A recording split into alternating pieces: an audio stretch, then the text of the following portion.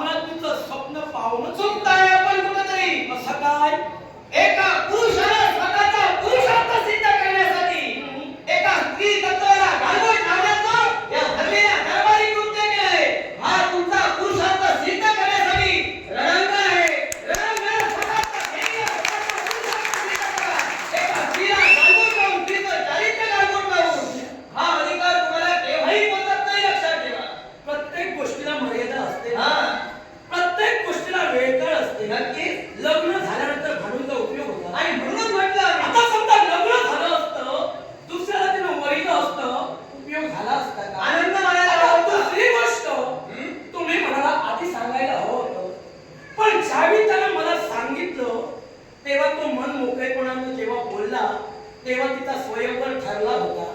आता स्वयंवर ठरला तर स्वयंवराच्या आधी हे असं करणं योग्य होतं का?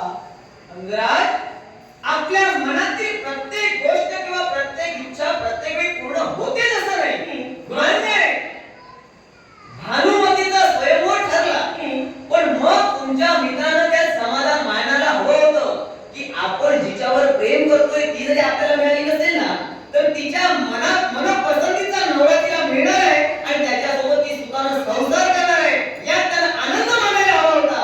पण त्यानं असं न करता जबरदस्तीनं तिचं प्रेम मिळवण्याचा प्रयत्न केला. जबरदस्तीनं प्रेम केव्हाही मिळत नाही. हे लक्षात घ्या. माणसाला वयात कोण वागवतो?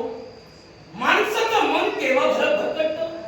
जेव्हा त्याच्या मनावरील संयम सुटतो, स्वतःच्या इच्छेसाठी झगडण्याची प्रवृत्ती निर्माण होते, त्यावेळी त्याच्या मनावरील ताबा सुटतो आणि स्वतःच्या मनाप्रमाणे वागण्याचा प्रयत्न करतो. माणसातून माणसाला माणुसकीतून उठवते. एक म्हणजे द्रव्य आणि दुसरी म्हणजे स्त्री.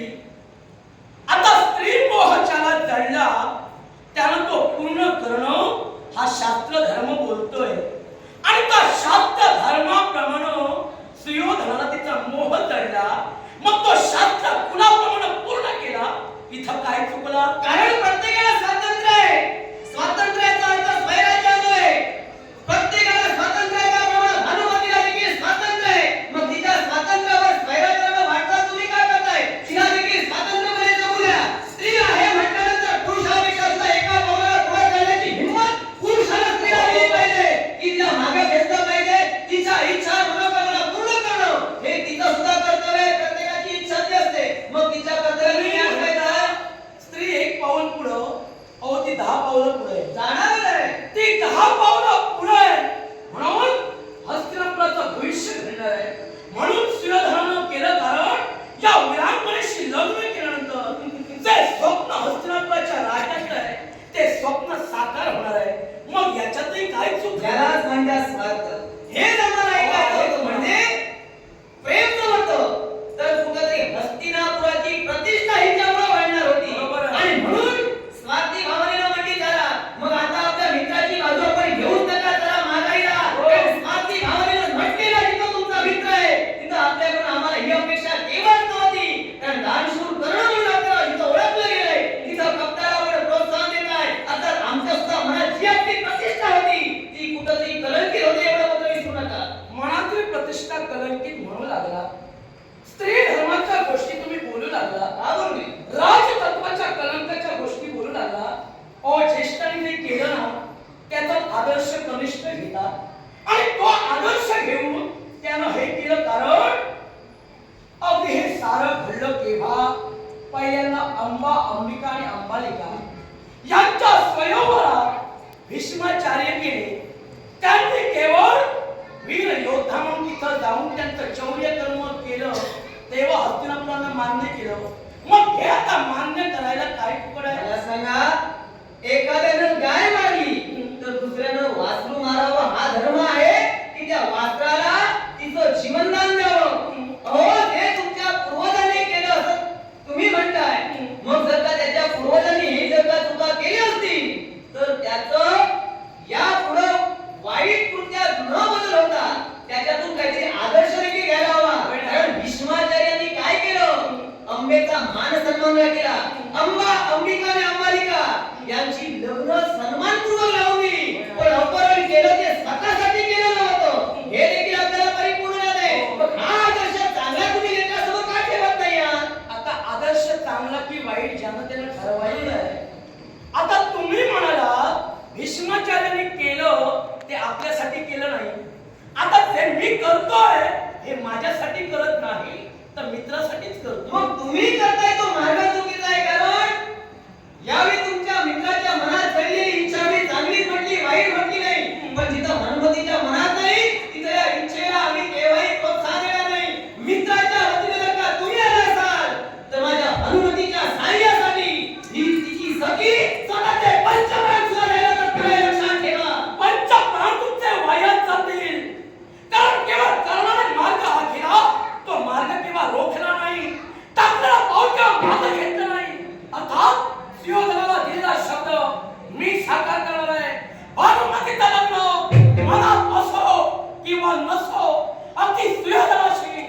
लावून देणार आहे. स्वप्नाच्या उंच मनाला घराने बांधण्याचा प्रयत्न करू नका.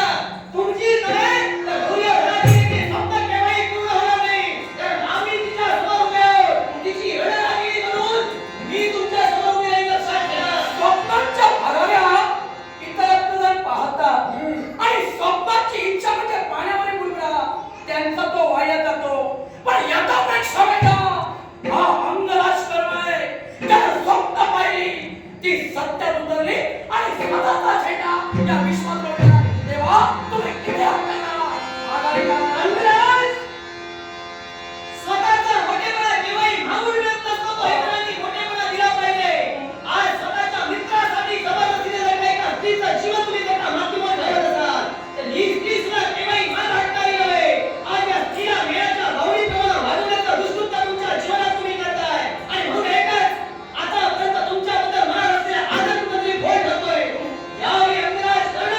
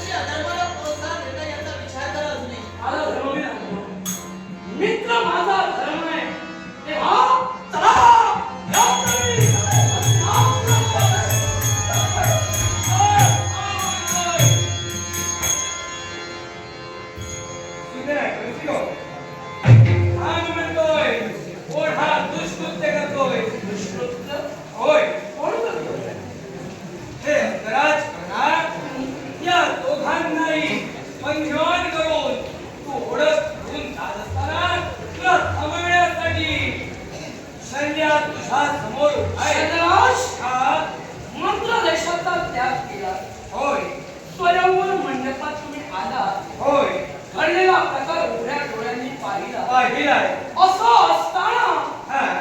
अगदी सुयोधन आणि राजकर्त्यांच्या युद्ध झाल्यानंतर तुम्ही पळून गेला आणि पळून गेल्यानंतर अगदी यांना मार्गातून घेऊन हत्यारात जाताना तुम्ही इथं अडवायला आला ते एक वीर म्हणून की भेड म्हणून.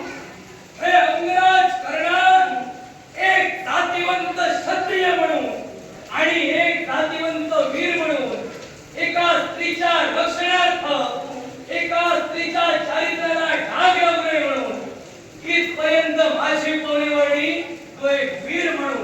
वीर म्हणून होय. मला सांगा हा. वीर योद्धे तुम्ही होय. तुम्ही म्हणता तरी झालं हे अपकृत्य झालं म्हणजे दुष्कृत्य हे खरं जाणतोय. हे दुष्कृत्य म्हणून मला सांगा हा. ज्यावेळी घडत होतं तेव्हा तुमच्यातील वीरत्व झोपलेलं नव्हतं. हे अंगराज कर्ण माझ्यातील वीरत्व कधी झोपत नाही. मग तेव्हा माझ्यातील वीरत्व सदा जागृत आहे. अंगराज कर्ण ज्यावेळी घडलेल्या स्वयंखंडपाच्या ठाई हे दुष्कृत्य घडत असताना दुर्योधन तिथं प्रतिकार करत होता. साम्राट तिथं बोलण्याचा अधिकार आम्हाला नव्हता. असं असताना सुद्धा हे दुष्कृत्य माझे भाचे करत होते. म्हणून दुर्योधनाला चांगल्या मार्गाला लावण्यासाठी दुर्योधन त्यांना ओळख घेऊन जात असताना मागाहून मी गेलो. त्यात माझं काय चुकलं? तिथं तुम्हाला बोलण्याचा अधिकार नव्हता. साम्राट राज्य त्यांचं होतं. हे तुम्ही म्हणता. प्रतिकार त्यांनी करायला हवा होता. कौरव पांडवांचे मामा तुम्ही. होय. त्यातल्या त्यात पांडवांचे सख्खे मामा. मला सांगा हो तिथं बोलण्याचा अधिकार तर तिसऱ्या व्यक्तीला नव्हता तर धनुधारी पार्थ तिथं तुमचा भातामध्ये गाव पडला. कारण जिथं मला माझा राजशिष्टाचार प्रिय आहे ना जिथं मला माझ्या राजशिष्टाप्रमाणे माझं व्यक्तिमत्व कधी मी वाहू देत नाही. कुठं बोलावं कधी आणि कसं बोलावं पूर्णतः म्हणजे तुमच्या म्हणण्यानुसार धनुधारी पार्थाचं व्यक्तिमत्व वायात गेलं. धनुधारी पार्थाचं कारण तुम्हाला विचारा तुम्ही म्हणाला होता कुठेही बोलण्यानं व्यक्तिमत्व वायात घालवणारा शक्य नव्हे. मग धनुधारी पार्थ योद्धा म्हणून तिथं उतरला त्याचं व्यक्तिमत्व वायात गेलं. त्याचं व्यक्तिमत्व वाढल्यात गेलं नाही. अंगराज कर्ण तू एक क्षत्रिय असताना परत तिला काय अपमान केलास? का बंदिवान केलास? केव्हा केलं मी बंदिवान? आता काय केलंस? आताच केलं ना. हो. मग हा प्रकार जेव्हा घडला हा. तेव्हा कुणी केलं होतं? दुर्योधनाने तिला बंदिवान मग केलं. त्याला सांगण्याचा अधिकार कुणाला होता? मला. मग तेव्हा काय त्याला सांगितलं? त्याला सांगण्यासाठी तुझ्या रथावर आडूर होऊन त्या दोघांना घेऊन जात होताना त्यांच्या मागोमाग मी गेलो. स्वतः रथाचे वाघनोरे हाकविले. कुशल सारथी असल्याच्या कारणानं दुर्योधनाचा रथ अडविला. दुर्योधनाला नाव विचारला आणि दुर्योधन तिथं हद्दपाल करून त्या दोघांच्या रक्षणासाठी मी पुढे आलोय. इथं रक्षणासाठी आला होय. रक्षणासाठी रक्षणासाठी आला. होय. रक्षण करून काय करणार?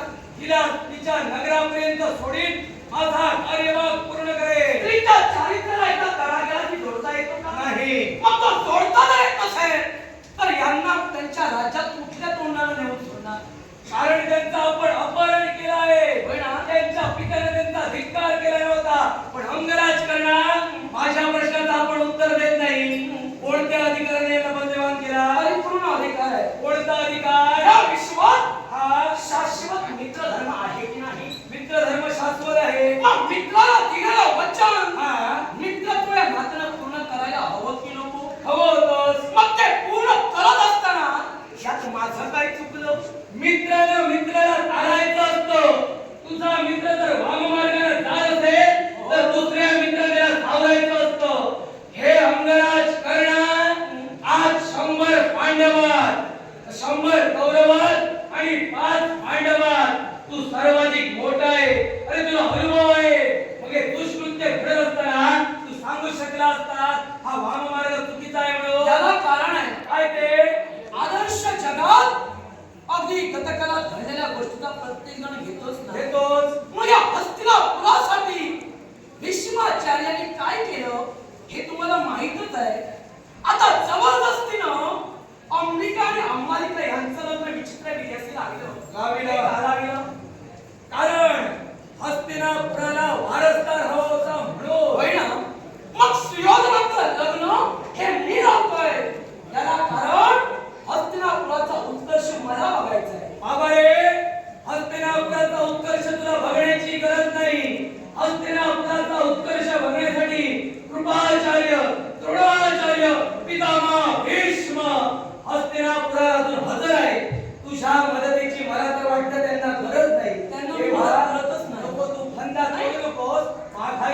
भीष्माचार्य कृपाचार्य यांना मी मदत करत नाही.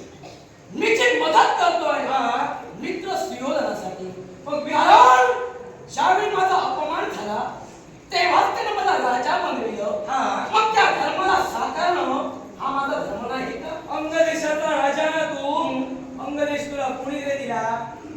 सुयोधनाने दिलास ना.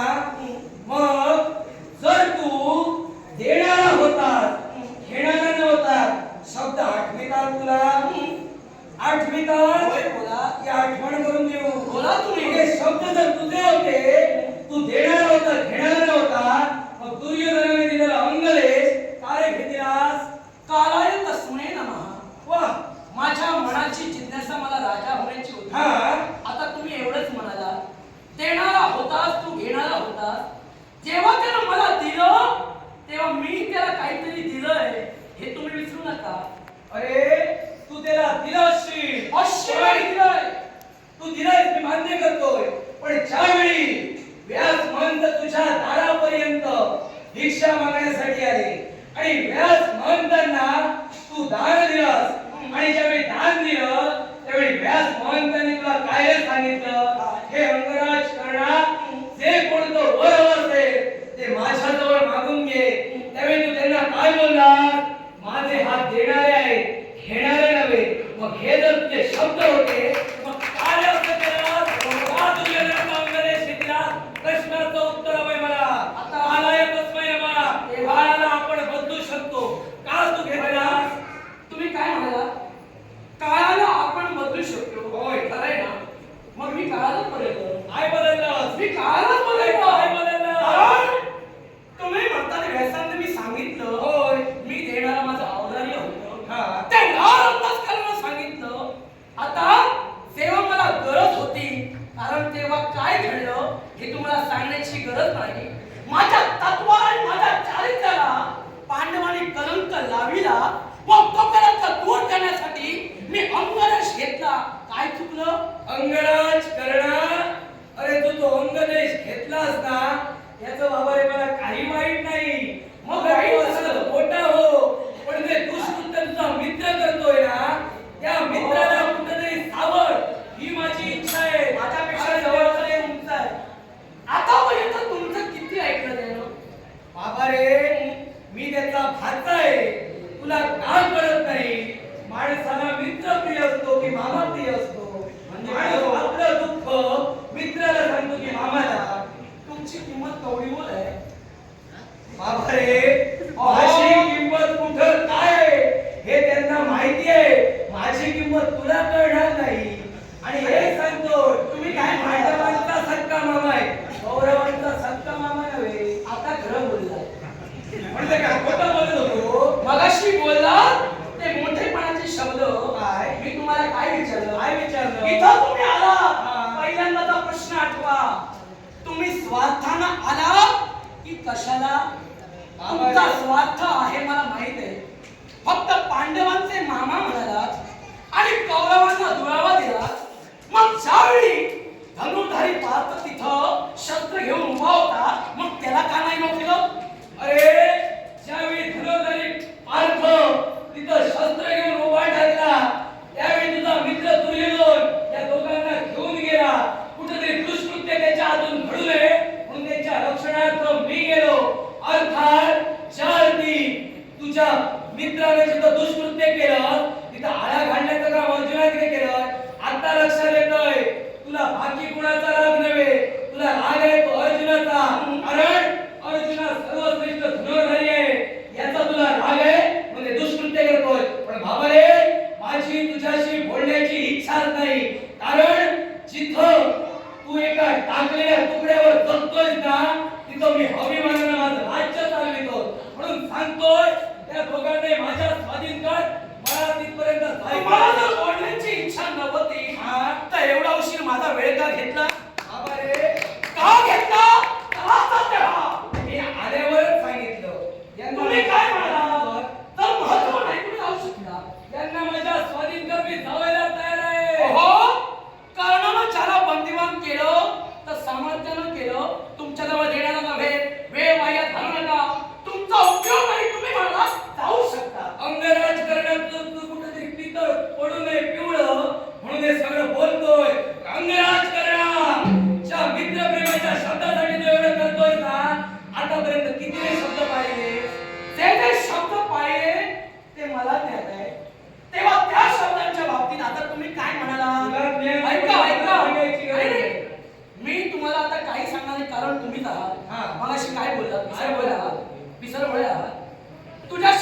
तुमची इच्छा नाही तर चालते वा.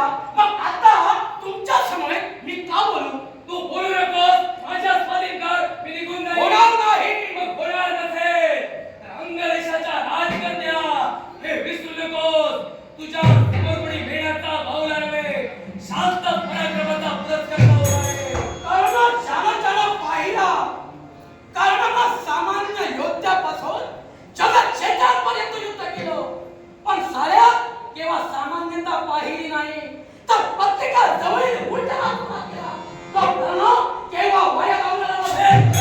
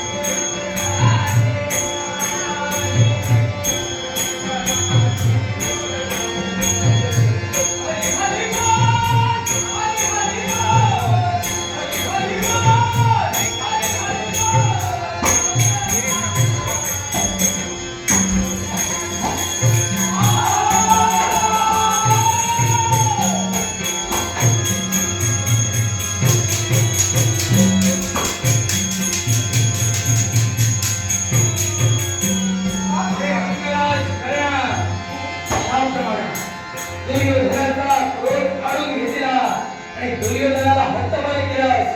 त्याचप्रमाणे माणसाची शक्ती म्हणजे त्याचा क्रोध आहे आणि तो तुझा क्रोध काढून घेण्यासाठी हे दुसरा, हे राधेया, राधेया तुमऱ्यावर सगळ्या, हे शाला, ओय मुखार, आता ते शब्द पाळू शकला नाही. असा तू वीर कुठला रे? तू वीर नव्हे. अरे तू वीराच्या जातीला लांछन हो. वीराच्या जातीला मी लांछन? तुम्हाला काय वाटतं? तुम्ही बोलला, तुम्ही ऐकलं म्हणून मी शांत राहावं. सुयोधनाजवळ क्रोध काढून घेतलात आणि त्या कर्णाजवळ क्रोध त्या दूषण देऊन टाकला. मग ऐका, तुम्ही मगाशी म्हणाला परशुरामांजवळ विद्या मी शिकलो, त्या विद्येत तुम्ही आता जे बोलताय ते वागताय त्याचा अभ्यास मी केला. आता तुम्ही पेटविला मदत लागली. हा मीच माझी ताकद होय हे तुम्ही विसरला. जर तुझा जर क्रोध येत नसेल तर माझे सुद्धा पराक्रम काही कमी नाही. तुझ्या सारख्या महाराणावर फिरणारा मी व्याघ्र नव्हे, शिकारीच्या राज्य